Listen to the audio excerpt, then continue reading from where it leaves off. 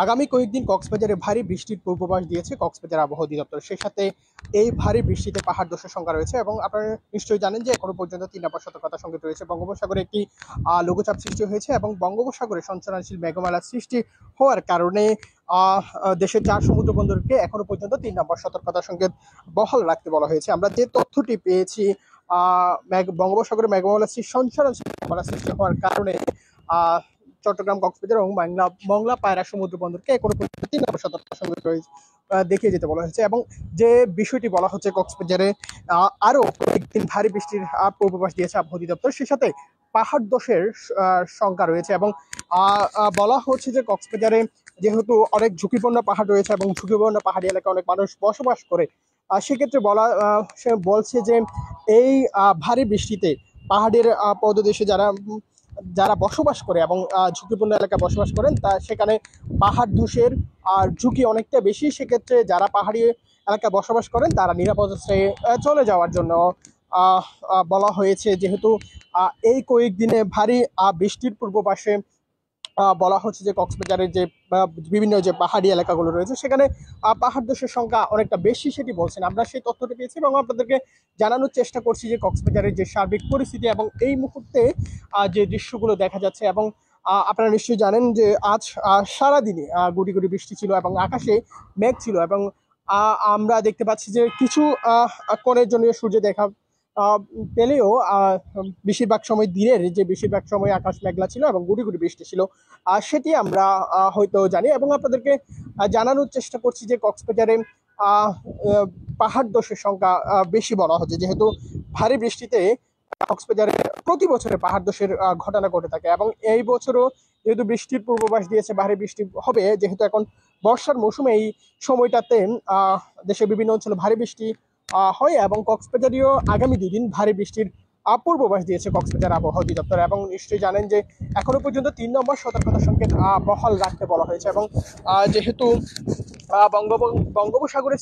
বঙ্গোপসাগরে সঞ্চালনশীল মেঘমালা সৃষ্টি হওয়ার কারণে দেশের 4 সমুদ্র বন্দরকে এখনো পর্যন্ত 3 নম্বর স্থানীয় সতর্কতা সংকেত বহাল রাখতে বলা হয়েছে। এবং আমরা জানতে পেরেছি যে কক্সবাজার শহরে এবং কক্সবাজারে যে আগামী কয়েকদিন আমরা কয়েকদিন দেখেছি যে কক্সবাজারে হালকা থেকে মাঝারি বৃষ্টি, তবে তেমন ভারী বৃষ্টি না হলেও আবহাওয়া অধিদপ্তর বলছে আগামী 2 দিন ভারী বৃষ্টি হতে পারে কক্সবাজারে। সেক্ষেত্রে কক্সবাজারের যে পাহাড়ি এলাকাগুলো রয়েছে, ঝুঁকিপূর্ণ পাহাড়ে এলাকাগুলোতে যারা বসবাস করেন তারা যেন নিরাপদ আশ্রয়ে সরে যায়। যেহেতু বর্ষা মৌসুমে প্রতি বছরে কক্সবাজারে পাহাড় ধসের ঘটনা ঘটে থাকে এবং কিছুদিন আগেও গেল কয়েকদিনের বৃষ্টিতে কক্সবাজারের যে বাদশাগুনাই 2 জনের মৃত্যু হয়েছে। সেক্ষেত্রে বোঝা যায় যে পাহাড় ধসের সংখ্যাটা অনেকটা বেশি এবং যেহেতু বলা হচ্ছে ভারী বৃষ্টি হবে, সেক্ষেত্রে পাহাড়ি অঞ্চলের যে মানুষগুলো আছেন তারা নিরাপদ স্থানে সরে যাবেন, এমনটিও মনে করছে সচেতন মহল। এবং সচেতন মহল বলছেন যে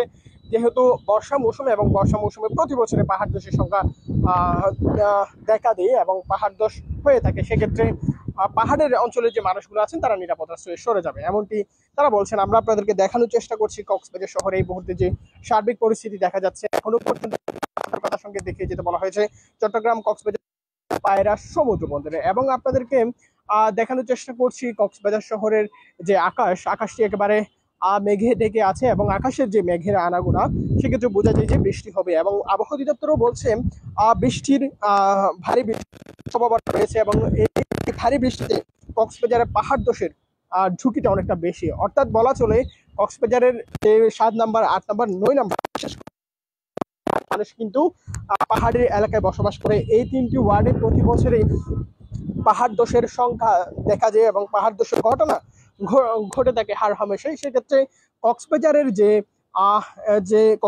যে পাহাড়ি এলাকার যে মানুষগুলো আছেন তারাও নিরাপদ আশ্রয়ে সরে যাবেন, এমনটি সবারই প্রত্যাশা। এবং সচেতন মহল বলছেন যেহেতু বর্ষা মৌসুম রয়েছে, অতি ঝুঁকিপূর্ণ এলাকায় যারা বসবাস করেন তারা নিরাপদ আশ্রয়ে সরে যাবেন, এমনটাই প্রত্যাশা করেন সচেতন মহল। এবং আমরা আপনাদেরকে আবহাওয়ার যে আপডেট সেগুলো প্রতিদিনই জানানোর চেষ্টা করি।